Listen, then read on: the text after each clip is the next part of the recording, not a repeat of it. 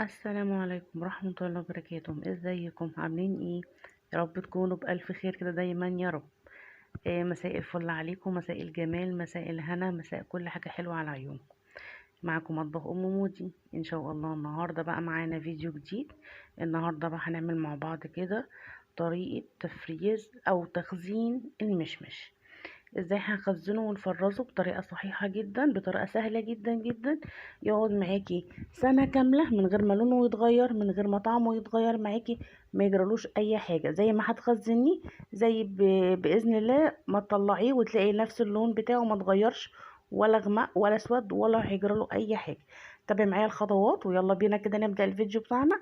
قبل ما نبدأ الفيديو متنسيش تعملي النهارده الفيديو لايك وشير، ولو اول مره بتنوريني في قناتي متنسيش الاشتراك من كلمه اشتراك اللي هي تحت الفيديو، واختاري كلمه الكل منها عشان يوصلك كل جديد وكل فيديو اعمله. وما تنسيش طبعا الكومنت بتاعك الحلو والدعوه الجميله. يلا بينا كده نبدا. بسم الله الرحمن الرحيم. بصوا بقى معايا هنا شويه كده مشمش، بصوا زي العسل، زي العسل، زي العسل بجد. كنت موصيه عليهم الفكهاني او اللي انا بتعامل معاه، يعني جابهم لي دول 3 كيلو مشمش. تمام. بصي اول حاجه انا جبته غسلته كويس قوي، تغسليه كويس قوي قوي قوي تحت الميه طبعا. وبعد كده تصفيه في مصفى كذا مره، تغسليه كذا مره لحد ما تكوني ميته تبقى بيضه ونضيفه. تمام. وبعد كده جبته حطيته في مصفى صفيته، وبصي بايدك باسهل طريقه اهي لحد كده حلو. هتاخدي بايدك وتفتحي كده زي ما انا بعمل. بصوا انا بعملها ازاي. تفتحيه كده، عايز تفتحيه تقطعيه بالسكينه كده نصين مفيش مشكله، عايز تعمليه بايدك برضو بايدك، هتبقى طريقه سهله خالص ما فيهاش اي تعب ولا فيها اي حاجه. يبقى اول خطوه انا خدته غسلته كويس او صفيته، وبايدي بفتحه نصين، بشيل النوى بتاعته دي على جنب خلاص مش عايزاها. بصوا خلصت كده الكميه كلها بالمنظر ده. خلاص يبقى تفتحيه او تقطعيه بالسكينه نصين وتشيلي النوى بتاعته على جنب، او ان انت تعمليه بايدك. انا عملته بايدي بيني وبينكم، كانت طريقه سهله يعني ما فيهاش حاجه، ما تعبنيش ولا اي حاجه. خلاص. هو موجود دلوقتي في السوق متوفر، قبل ما يخلص الحقي بقى لان هو بدأ ان هو ما يبقاش في السوق. عشان كده بقول لكم انا كنت موصيه عليه الفكهاني اللي انا بتعامل منه يعني او بتعامل معاه. ما كانش موجود كتير في السوق. طبعا انا بصوا جايباه مسكر طعمه حلو. طبعا انا عايزه اقول لكم انا بحبه وانا بعمله كده، اكلت منه كذا واحده. بسم الله ما شاء الله، مسكر وطعمه حلو قوي وجميل. خلاص. بعد كده خلصت قطعت الكميه بتاعتي كلها، هجيب بقى الحله بتاعتي واروح حاطاه في الحله. هقول لكم بقى على السر اللي انا بحافظ عليه، او اللي انا بحطه الماده، او اللي انا بحطه ايه معاه بيخليني زي ما بخزنه زي ما بطلعه لونه ما بيتغيرش، بيحافظ لي عليه كماده حافظه، اللي هو السكر. تمام. انا هحط هنا لكل كيلو كل كيلو مشمش 3 معالق سكر او معلقتين سكر، يعني ما تكتريش. تمام. انا بحطه بس كماده حافظه عشان يحفظ لي المشمش معايا، عشان يقدر يقعد معايا سنه في الفريزر. انا باذن الله ان شاء الله يعني انا عاملاه رمضان الجاي. تمام. هو طبعا احنا دلوقتي في شهر 6 ورمضان خلاص خلص، يعني بقاله هو شهرين 3. انا عاملاه رمضان الجاي يهل عننا كده يا رب، كده بايه بالخير واليمن والبركات يا رب، يدينا ويديلكم طول العمر. فانا عايزه ايه اشيله ليه، اطلعه كده ايه ساعه الفطار، يا دوبك هضربه في الخلاط عندي ويشربوا ايه احلى عصير مشمش قمر الدين بقى، فريش وطعمه حلو وساقع ويطري على قلبهم. تمام. لان انا وقتها ما بتلاقيش المشمش مش بيبقى متوفر. تمام. ولفه المشمش بتبقى او لفه قمر الدين يعني بتبقى اوفر شويه، الاسعار اوفر. فانا قلت لا، انا اجيب 3 كيلو او اجيب 2 كيلو حسب مقدره كل واحد يجيب على قده. تمام. انا هنا جبت 3 كيلو طلعوا معايا كميه حلوه. طبعا انا هعمله بيور، يعني هعمله تقيل مش هعمله خفيف طبعا. انا هوريكم برضو ماشي معايا بالخطوات. انا اول حاجه عملتها دلوقتي، اخر حاجه انا عملتها ان انا حطيته في الحله وحطيت السكر بتاعي. حطيت لكل كيلو مشمش 3 معالق سكر، يعني دلوقتي حطيت 9 معالق سكر. تمام. لان انا عامله 3 كيلو. تمام.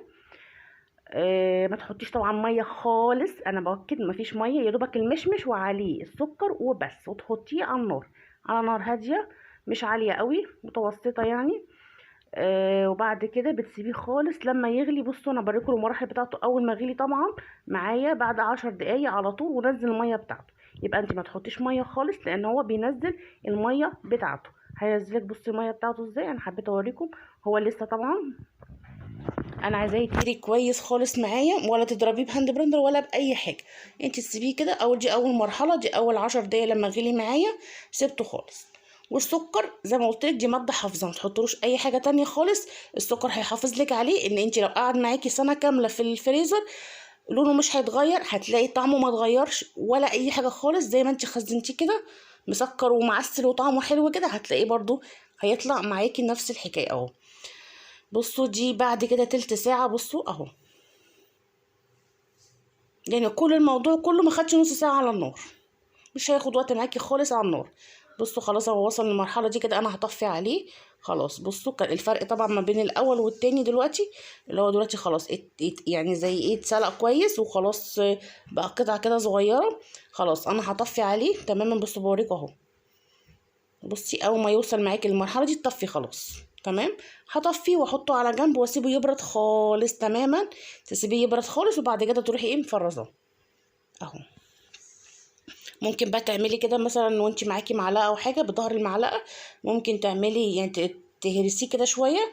لو حسيتي ان القطع بتاعته لسه ايه تكتلات كتيره او حجمها لسه كبير، ممكن تعملي بالمعلقه او بالخطوه دي زي ما انا بعمل كده. خلاص انا طبعا طفيت عليه النار واحطه كده على جنب بعيد شويه، اسيبه يبرد خالص تماما. سيبته يبرد خالص تماما كده زي ما قلت لكم كله. بصوا كل ما يعني سيبته برد وتقل، بصوا ازاي بقى حاجه حلوه قوي. بصوا جميل جدا، هو ده القوام اللي انا محتاجاه اللي انا هفرزه عليه تمام. خلاص كده يا برد، اجيب بقى حاجتي اللي انا هشيل فيها. هجيب الكياس اللي انا بحفظ فيها الاكل بتاعي او اي حاجه بحب احطها يعني في اكياس. دي اكياس طبعا نظيفه، بجيبها من عند حاجات المحل اللي هو بتاع الكياس او بتاع الاطباق والحاجات البلاستيك والحاجات دي. بتقولي له مثلا عايزه اكياس حفظ الطعام او الاكل يعني في الفريزر. ده اكياس انا بجيبها، دي اسمها اكياس لبن او اكياس اللبن. قولي له انا عايزه مثلا مقاس كيلو، مقاس اللي هو مثلا كيلو ونص، كيلو 2 كيلو. ده مقاس كيلو، جايبه نص كيلو بقى عندي في البيت يعني. بحط فيه الاكل، بحط فيه اي حاجه ايه عايزه اشيلها تمام. جبت كده الكيس وحطيت كده زي كوبايه او اي حاجه بحيث ان انا اعرف ايه احط فيها يعني. هتحطي الكميه بقى اللي انت محتاجاها اهو، يعني حلو المقدار ده كده هيعملي شفشق كبير من العصير او شفشق وي كمان. ازاي هتعملي؟ طبعا انا كده ايه خلاص سبته يبرد وهحطه في اكياس واشيله في الفريزر. وقت بقى ما هحتاجه هعمل ايه؟ هطلع الكيس، كيس المشمش من الفريزر يفك تمام. وبعد ما يفك هتحطي تفضي الكيس ده بتاعك في الشفشق وتحطي عليه الميه وتزودي طبعا السكر بتاعك، لان انا ما حطيتش سكر كتير، انا حاطه سكر يا دوبك كماده حافظه. يعني لو انت بتعملي كيلو مشمش بس هتحطي 3 معالق سكر، فالسكر هنا كماده حافظه عشان المشمش ما يجرالوش حاجه تمام. فانت وانت بقى بتعملي العصير هتروحي حاطه السكر بتاعك، هتظبطي وتحطي الميه بتاعتك طبعا، وتظبطي بقى تقلي العصير بتاعك انت عايزاه ازاي، وتشربوه بالف هنا وشفا وتدعولي تمام. جيبوا يلا وجربوه. بصوا طريقته سهله جدا جدا، ما فيهوش اي حاجه. انا هنا بصوا طلع معايا الكميه الحلوه دي، طلع معايا 3 اكياس، يعني قولي عملت الكيلو على كيس تمام. طبعا الكميه حلوه، يعني انا زي ما قلت لكم الكيس هيعمل معايا شفشق او اكتر كمان، شفشق كبير كده او شفشقين كمان. هظبط بقى السكر بتاعي وقتها واظبط الميه بتاعتي ويشربوه كده بالف هنا وشفا على قلبهم. هيبقى ساعي كده وايه وجميل حلو قوي. وهو زي ما قلت لكم متوفر دلوقتي في السوق. الحقوا قبل ما يخلص بقى جيبوه اعملوه. بصوا هنا بوريكم، بقول لكم هنا اللي الحله ما لزقش فيها ولا اي حاجه. ليه؟ مهديه النار عليه في الاول، هتعلي النار شويه عليه لحد ما يغلي، وبعد اول غلوه تروحي مهديه بقى النار عليه كده وتسيبيه مع نفسه. طبعا ما لزقش مني ولا حله ولا حاجه، لان انا متابعاه وكنت بقلبه طبعا كويس قوي عشان ما يلزقش مني ولا اي حاجه.